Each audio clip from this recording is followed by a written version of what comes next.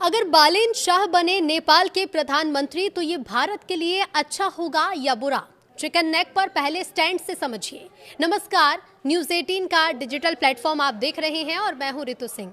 नेपाल की राजनीति में बड़ा उलटफेर देखने को मिल रहा है। यहां रैपर से नेता बने बालेन शाह की पार्टी आरएसपी सबसे बड़ी विजेता बनती दिख रही है।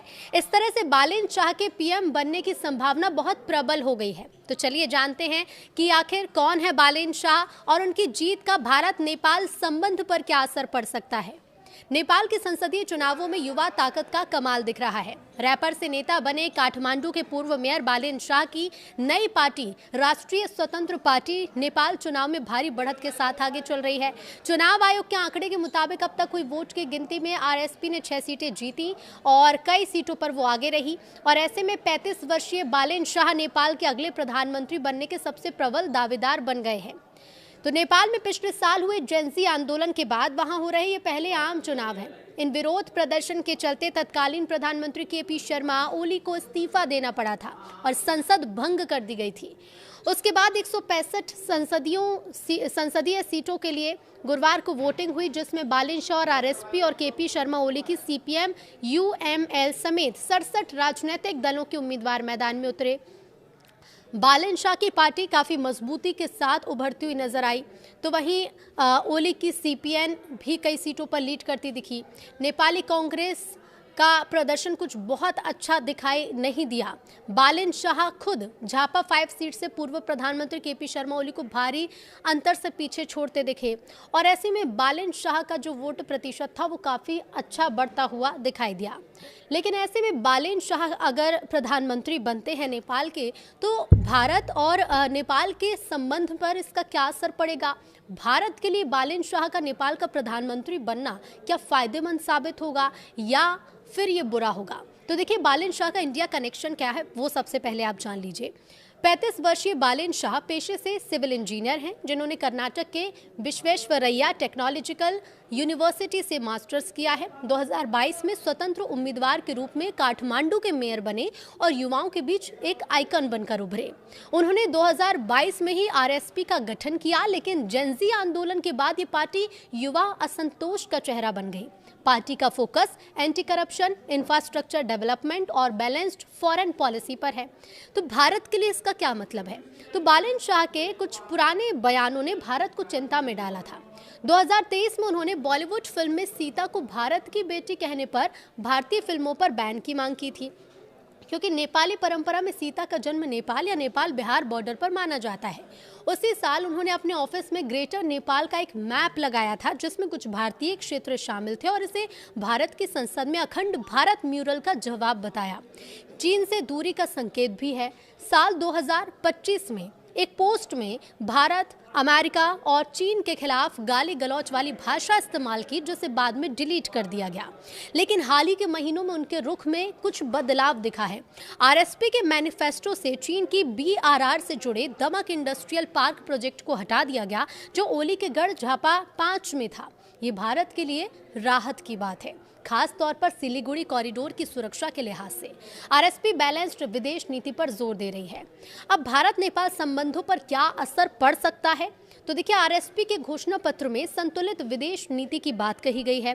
माना यह जा रहा है कि अगर बालेन शाह सत्ता में आते हैं तो वो आर्थिक सहयोग, बुनियादी ढांचा विकास और भ्रष्टाचार विरोधी सुधारों पर जोर दे सकते हैं। हालांकि एक्सपर्ट्स ये मानते हैं कि शासन का सीमित अनुभव होने के कारण उनकी विदेश नीति कभी कभी अप्रत्याशित भी हो सकती है। बालेन शाह के बारे में और डिटेल में आपको बताते हैं। तो देखिए, बालेन शाह का जन्म 27 अप्रैल 1990 को हुआ।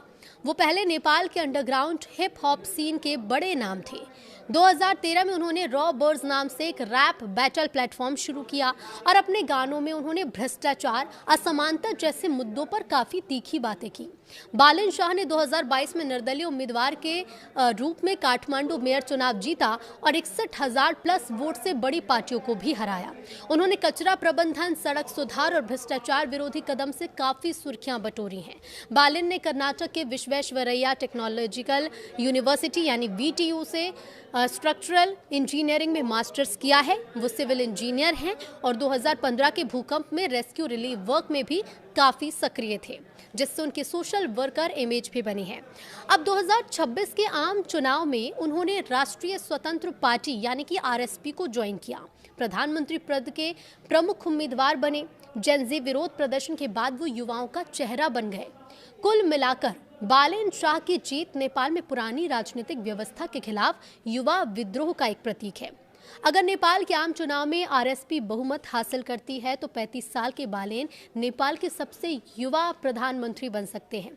और इसके साथ ही आपको ये भी बता दें कि नेपाल में अब बदलाव की लहर है। नेपाल में राजनीतिक अस्थिरता का एक लंबा इतिहास रहा है। 1990 से इसकी शुरुआत करें तो देखिए 1990 में लोकतंत्र की बहाली के बाद से नेपाल में राजनीतिक अस्थिरता लगातार बनी हुई है। पिछले 3 दशकों में देश में 32 बार सरकार बदल चुकी है। 32 बार 3 दशकों में। इस अस्थिरता का असर देश की अर्थव्यवस्था पर भी काफ़ी पड़ा है। नेपाल की अर्थव्यवस्था अभी भी मुख्य रूप से कृषि पर ही आधारित है और रोजगार के अवसर काफ़ी सीमित है और इस कारण से लाखों नेपाली नागरिक विदेशों में काम करने को मजबूर हैं। बालेन शाह चीन के लिए अच्छी खबर क्यों नहीं है, ये भी आपको बता देते हैं।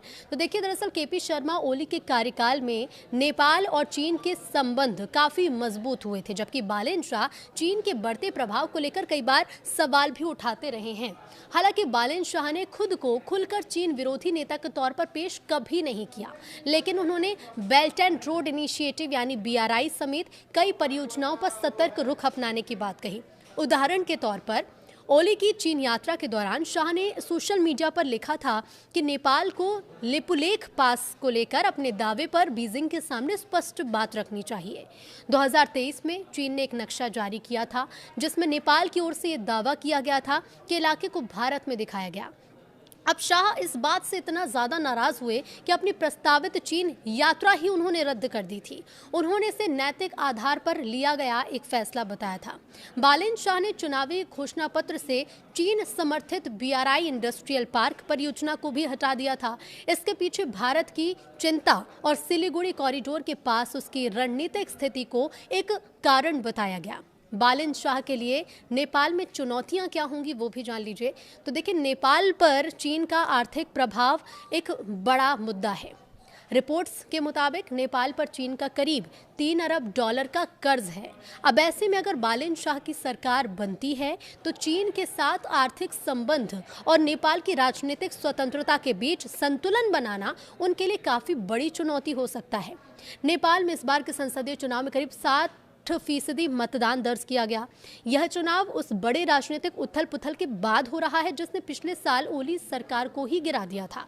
अब ऐसे में आप अंदाजा लगाइए कि जब 3 दशक में 32 बार यहाँ पर सरकार बदल चुकी है, कई बार यहाँ पर अस्थिरता देखने को मिली है। खासतौर पर नेपाल में अर्थव्यवस्था को लेकर हमेशा देखिए कृषि आधारित देश रहा है और ऐसे में अगर बालेन शाह यहाँ के प्रधानमंत्री बनते हैं तो ऐसे में चीन को लेकर, भारत को लेकर कई तरह की चिंताएं और कई तरह की चुनौतियां भी बालेन शाह के सामने हैं। अब पिछले साल क्योंकि ओली सरकार को यहाँ पर गिरा दिया गया, काफ़ी राजनीतिक उथल पुथल देखने को मिली है। इस बार जो मतदान का प्रतिशत है वो करीब 60% रहा है। प्रतिशत ठीक ठाक रहा, लेकिन ऐसे में संतुलन किस तरह से बनाया जाएगा इस पर सबकी नज़रें होंगी, क्योंकि अगर सरकार बालेन शाह की बनती है तो चीन के साथ आर्थिक संबंध, क्योंकि चीन से पहले ही कर्ज में नेपाल डूबा हुआ है, अब ऐसे में चीन के साथ आर्थिक संबंधों को और बेहतर करना है। अब नेपाल की जो राजनीतिक स्वतंत्रता है उसके बीच कैसे संतुलन बनाया जाएगा। लगातार अस्थिरता, राजनीतिक अस्थिरताएं देखी गई हैं इस देश में। अब ऐसे में नेपाल में इस बार अगर बालेन शाह सरकार बनाते तो उसके बाद से कितनी स्थिरता आएगी, इस पर सबकी नजरें होंगी।